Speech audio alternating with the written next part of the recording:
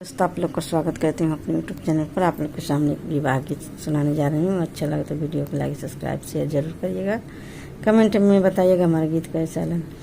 पूर्व के देशवा से आवेला जोगिया अरे बैठेला आसन मारी रे लालनावा अरे बैठेला आसन मारी रे लालनावा।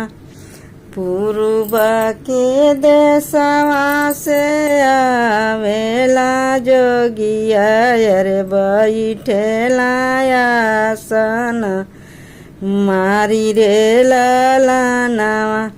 भीतरा से निकली है मैना महातारी अरे ले जोगिया अपना भिखरे लालनावा अरे ले जोगिया अपना भिखरे लालनावा। भीखी नाही ले दुआर नाही छोड़बो अरे नाही छोड़बो माया मोहर रे लालनावा अरे नाही छोड़बो माया मोहर रे लालनावा। तुहरिनी गरमा मैया गौरा रानियावा अरे ऊना ही से रचब बिया रे लालनावा अरे ऊना ही से रचब बिया रे लालनावा।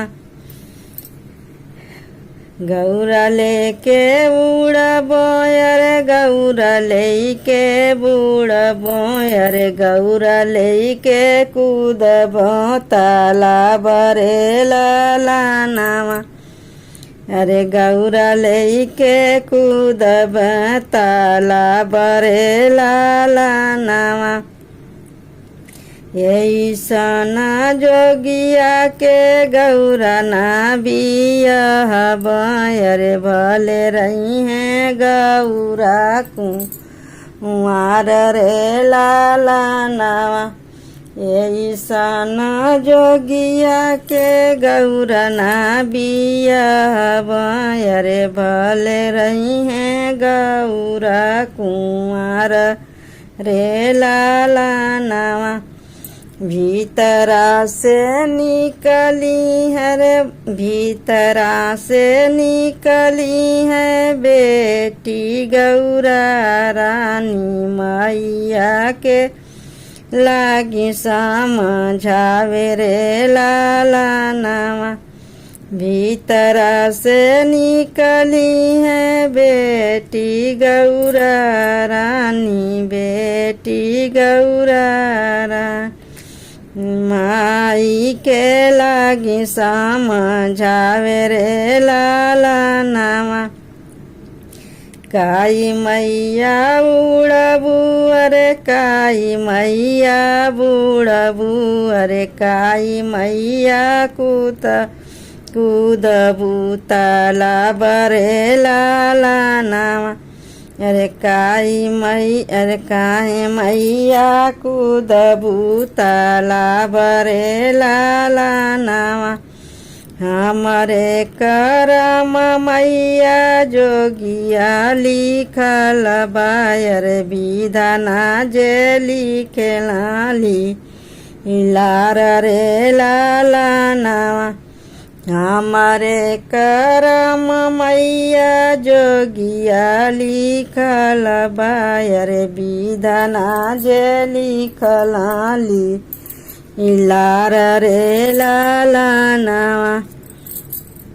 बिच्छू देखी मोरी बेटी जियरा डेरही है अरे साफी देखी जबू घबराई रे लालनावा। बिच्छू देखी मोरी बेटी जियरा डेरही है अरे साफ देखी जबू घबराई रे लालनावा। बिछुआ पहिनबो सखी बिछुआ पहिनबो यारे सफवा सले हरे हरे भसम भभूत लेबो पोछ रे लाला नाम अरे अरे भी